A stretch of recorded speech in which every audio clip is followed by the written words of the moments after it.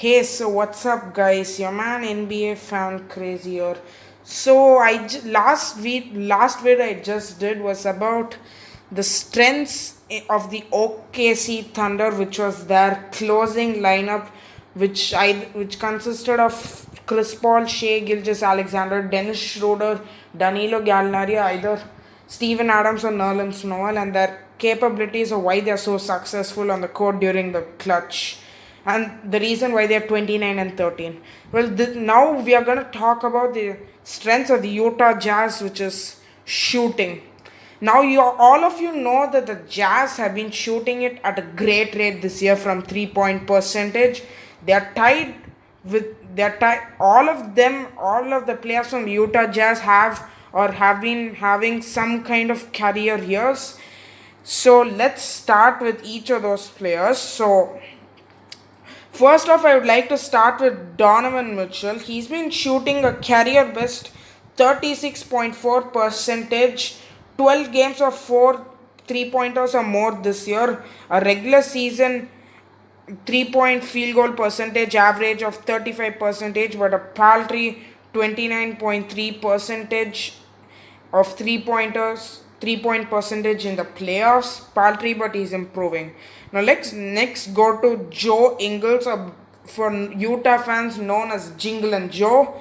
Jingles, he's Ingles has been averaging 39.7 percentage this year, 9 games of 4 or more 3 pointers this year, a regular season 3-point percentage average of 40.8 percentage. In the playoffs, he's shooting a 39.5 percentage 3-point percentage in the playoffs. And next year is Mike Conley Jr. All of you know that he was traded to the Memphis Grizzlies, to the Utah Jazz for Jay Crowder, Kyle Korver, and 2019 and 2019 first round pick, and another pick. Well, I don't know exactly what pick is that. I apologize for not knowing that. So okay, he's shooting 37.6% this year, 9 games of 4 or more 3 pointers this year. He had a really good game in Boston on March the 6th. That's what I believe the date is.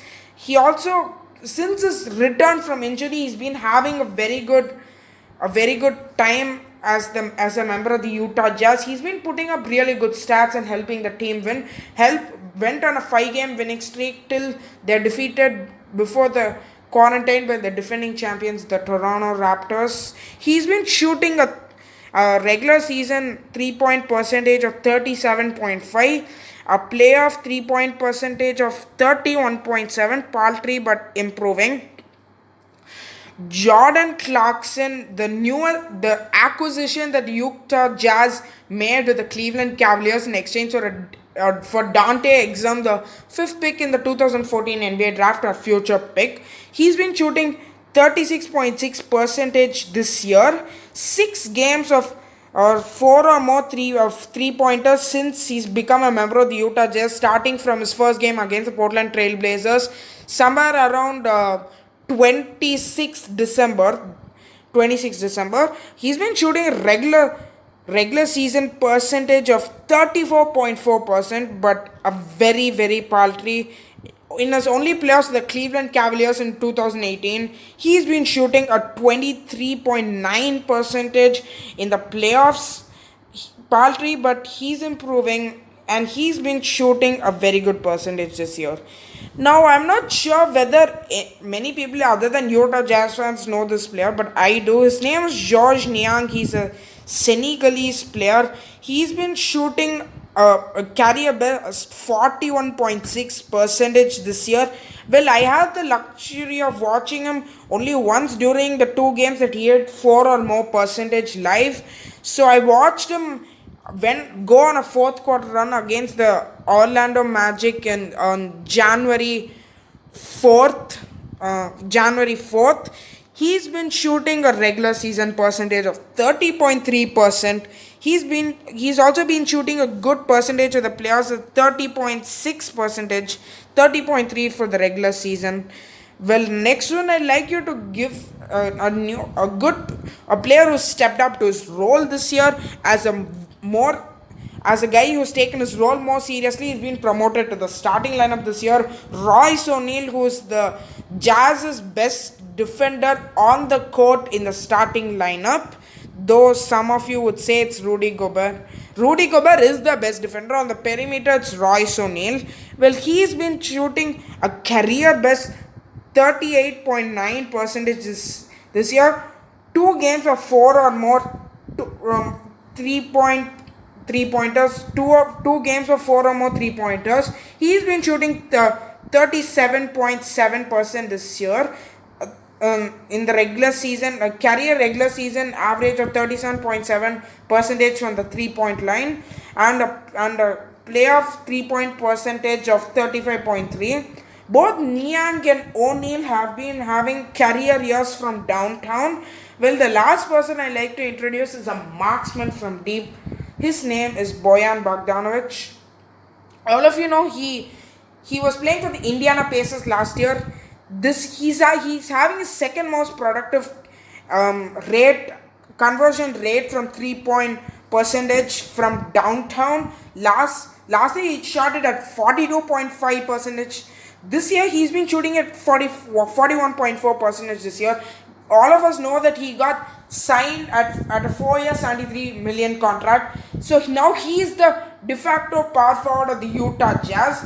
Last year it used to be 6'9" for Derek Favors, who had been playing in the Utah Jazz since 2011. They traded him off to the Pelicans for 2 future second round picks. Bogdanovic has been having 22 games of 4 or more 3-point percentage. Can you believe that, man? So it's like he's been having a very, very good year from downtown. A career regular season percentage of 38.9 and a playoff percentage of 35.2.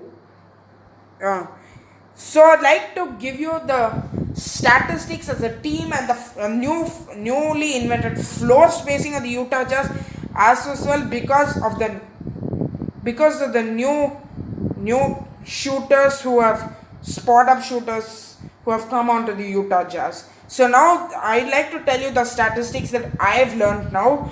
So they are tied at first with the Miami Heat with 3-point field goal percentage at 38.3%.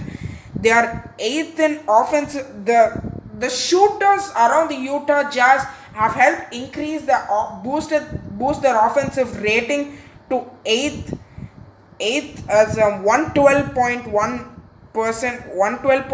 offensive rating. The second behind Milwaukee with 55.3 percentage efficient field goal percentage.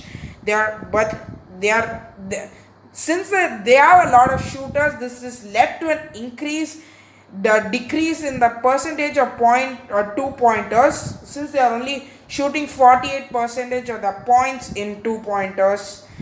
6th in percentage of points in the 3.6. So basically they are 6th in percentage of points in the shots have been taken from the 3-point line with 35.6 percentage. They make 13.2 3-pointers made in 34.4 3-point attempts. So all of us know how productive the Utah Jazz have become since they signed Bojan Bogdanovic. He's been the key to the Utah Jazz in increasing their offensive rating, the floor spacing, and a new capability of scoring when Donovan Mitchell's down. So all of this has led to me saying that the best strength of Utah Jazz is shooting. Man, like all of these guys can shoot when they need to. So basically I've been seeing Royce O'Neal, like sometimes defenders leave Royce O'Neal open. They are converting Niang's converting, Mitchell's using his self-sufficient scoring to score. He's been getting to the rim and he's drawing fouls more. He's been shooting 3 pointers at a career best rate. Joe Ingles has stepped up to the absence of Mike Conley Jr. in January. He had been doing very well. He had actually been doing very well in January. Like I last week I saw in Jan, they went on a 10-game winning streak, which ended when Donovan Mitchell hit 46. Sensational effort. He hit 7 3 pointers in the game, but the efforts of Brandon Ingram were too much for Utah to stop. So now all of this has reminded everyone of why the Jazz are a very good 3 point shooting team, and also evidence to back it up as to how their shooting percentage and efficient true shooting percentage has changed the morale behind this Utah team. So now their offense has become boosted now due to the fact that everyone's been stepping up to shoot 3 pointers. Now, as I said, all of the key is like Boyan Bogdanovic has been converting it at a rate second best to last year when he took over for Oladipo when Oladipo went down against the Toronto Raptors on I believe like January 23rd 2019. So this is where I would like to end the video. For Utah fans, I sincerely hope the best of you. I hope Mitchell and Gobert repair the relationship. It'll be good for Utah fans. I hope the best for y'all. Yeah, good night guys.